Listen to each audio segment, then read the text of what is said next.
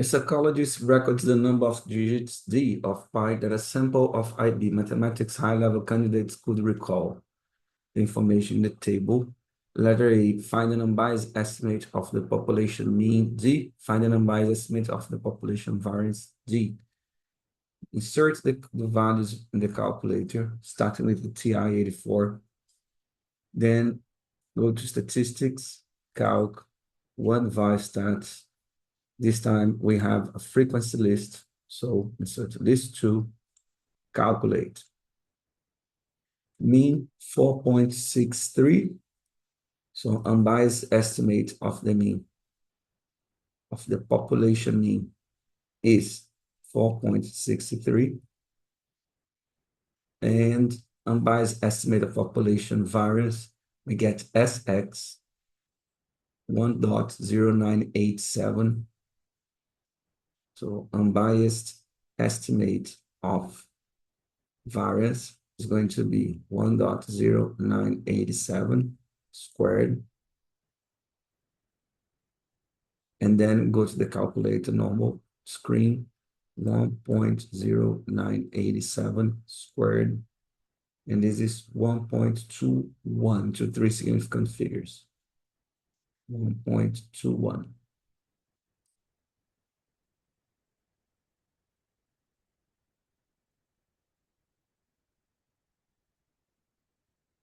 The psychologist has read that in the general population, people can remember an average of 4.4 digits of pi. The psychologist wants to perform a statistical test to see if IB mathematics high-level candidates can remember more digits than the general population. H0, population mean is 4.4, is the null hypothesis for this test. States the alternative hypothesis. The psychologist wants to perform a test and to check if IB, my level candidates, can remember more digits. So the psychologist believes that the population mean is greater than 4.4. That's the alternative hypothesis. Given that all assumptions for this test are satisfied, carry out an appropriate hypothesis test. State and justify your conclusion. Use a 5% significance level. We are using a t-test because population standard deviation, population variance is unknown. This is an unbiased estimate of population variance. So we're going to carry out a t-test. Go into the calculator. We go to statistics and then go to tests, select t-test. This time we have a frequency list and the mu0, then mu0 is 4.4. And the frequency list is in list 2. List 2. The alternative hypothesis is that it is greater than mu0. And then we're going to go to calculate to get the p-value. P-value 0.0479. P-value is equal to 0.0479. This value is smaller than 0.005. Since it's smaller than the significance level, so we have enough evidence to reject H0, to reject the null hypothesis. Then it means that we are accepting the alternative hypothesis, and then the higher level candidates, IB mathematics high level candidates, remember more digits than the general population. The same calculation is done now in Casio. We go to test and then t-test, one sample t-test, select the right tail, 4.4, list 1 and frequency list. We have to put list 2. And then we just execute, and then we get the same p-value found in Texas. A farmer sells bags of potatoes, which he states have a mean weight of 7. An inspector, however, claims that the mean weight is less than 7. In order to test this claim, the inspector takes a random sample of 12 of these bags and determines the weight X kilograms of each bag.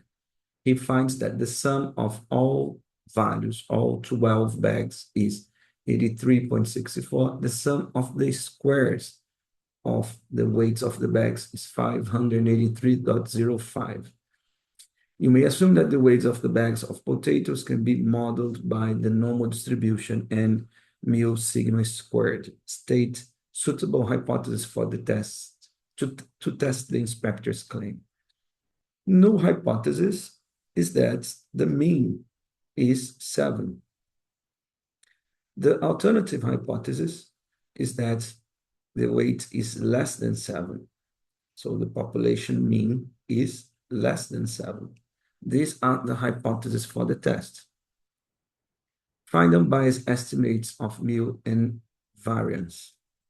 To find the unbiased estimate of the mean this time, we need to get the sum of the values, which is given as being 83.64.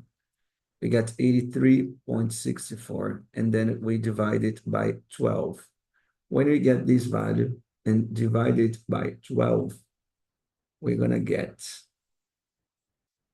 83.64 divided by 12. This is 6.97. If the information about the data is given like this, as these two summations, then we would need a formula. This formula is not part of the formula booklet. The question would give this formula to us.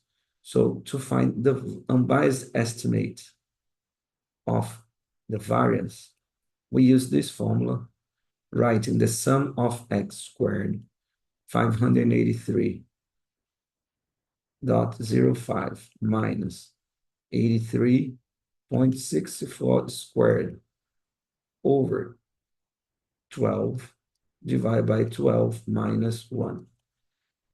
Then we get the unbiased estimate of the variance. This result is 0.0072. Carry out an appropriate test and state the p-value obtained. We don't have the information about, we don't have any information about the population standard deviation, just an unbiased estimate. The question needs to give the population standard deviation in case they want us to do a z-test. We cannot use a z-test here because we don't have the population standard deviation. We have an unbiased estimate of the population standard deviation. So we're going to carry out a t-test, and then we're going to get the calculator to find the p-value using the values we found in part B. So using Texas, we go to statistics, tests, and t-test. Then in t-test, we go to stats. We don't have the actual data. The mu0 is equal to 7. We found the unbiased estimate to be 697, so 6.97. Here, we unbiased estimate of the population standard deviation. So it's the square root of the value we found for the variance. The data is this sample size 12, and then we're testing that it's less than 12, less than 7. So change here to less than mu0. Mu0 in this case is 7. And then we calculate p-value is 0.123. P-value is 0.123. Let's get the same result using Casio. We go to menu statistics, and then we go to test, t-test, one sample. And this time we're using var. It's less than mu0, less than 7.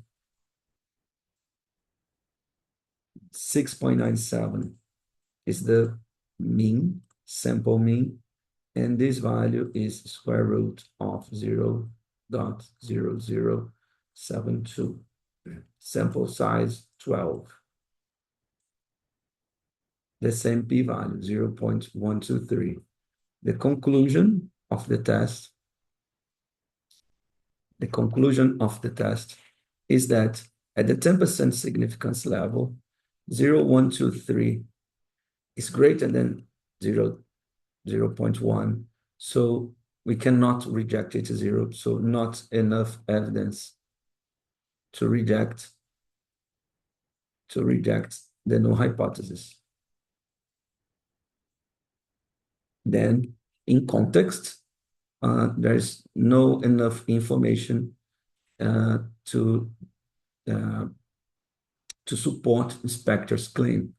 So he believes that the weight is less than 7, well, according to the information, according to the p-value, and using this significance level, 10%, we cannot state that the mean is less than 7. So the mean is 7. The population mean is 7.